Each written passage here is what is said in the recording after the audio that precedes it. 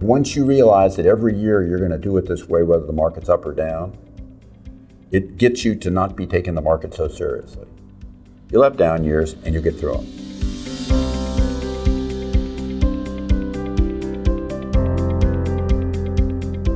So every month I go over a chapter out of my old book, Debunkery, to cover something that people commonly think that's just wrong.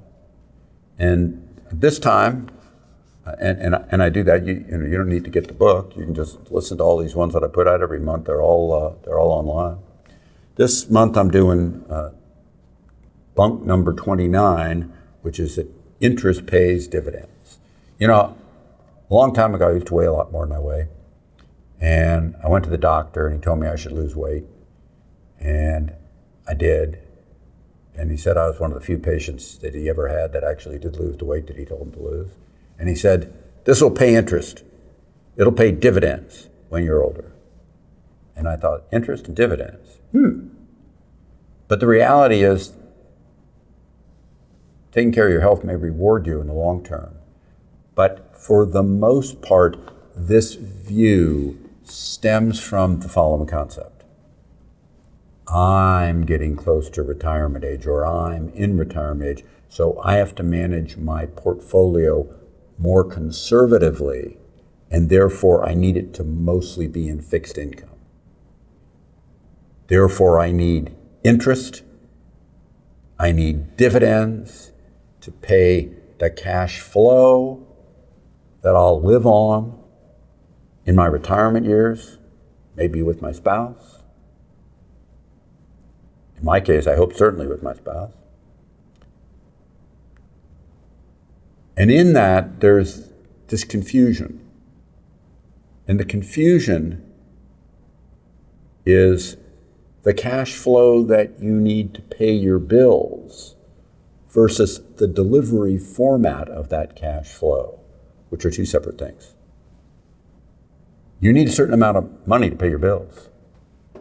I hope you're halfway decent, which a lot of people do in great detail, and some people do more or less on the back of an envelope, and either will work if that's what's right for you, in planning out how much you spend per month, how much you need to spend per month, how much you can afford to spend per month. But the afford is money that you take out of your assets somehow, some way.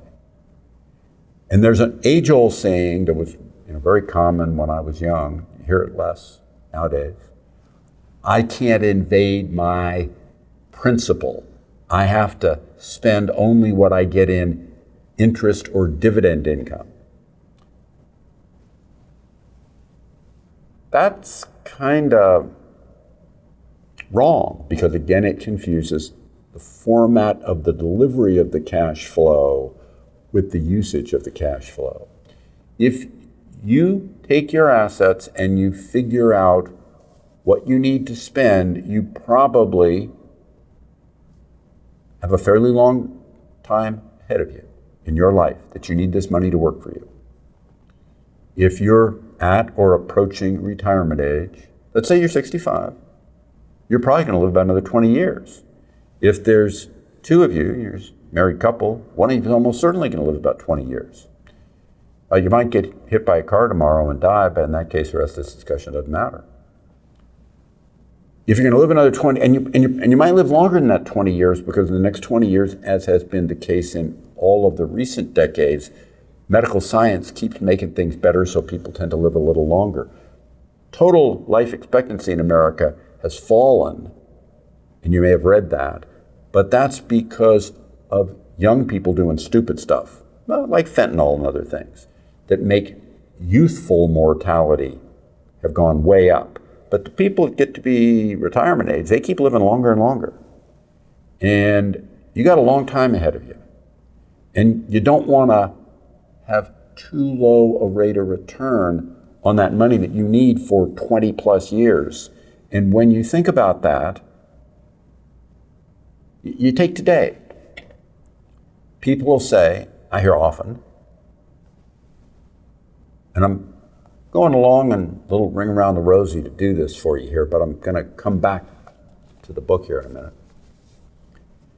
People say, gee, what do I need stocks for? You know, I can get 5% off of short-term stuff like a CD. Yeah, maybe, but CD is actually taxable income if you're not in a tax-deferred or tax-free account. Inflation is running a little over 3%. If you're in a particularly high income tax area, maybe you're on the West Coast, or maybe not Washington State, but Oregon, California. Maybe you're in New York, really New York City, really high income tax rate. Your total return on that 5% is negative. To have that when you need the money to last you for a really, really long time is planfully self-destructive. The fact is, in the long term, going back to the beginning of the S&P 500 in 1925, inflation's averaged 3% a year. Some years more, some years less, obviously. Stock market's averaged a little over 10. This year, you got that 5% short-term rate. Inflation's now running at a little over 3% currently.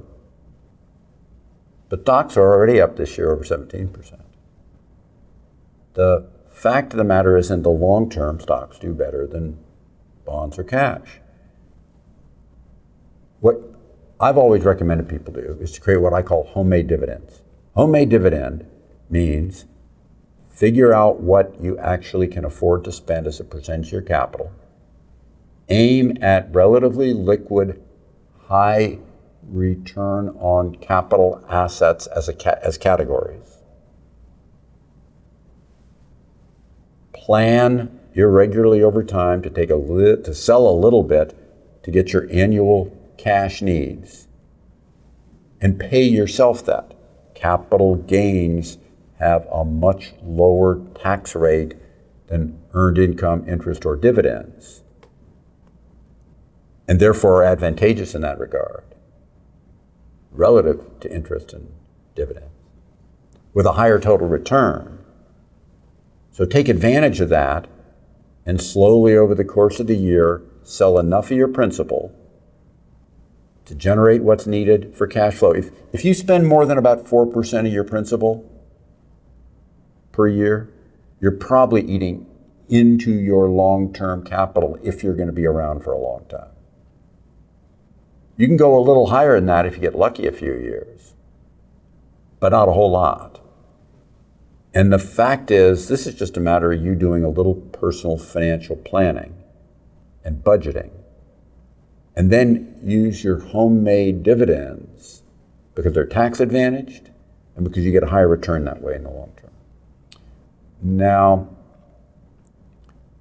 when you think about this, I want to point out that what that helps you do once you start going down that path is to reduce some of the emotion that people have where they routinely hurt themselves in markets.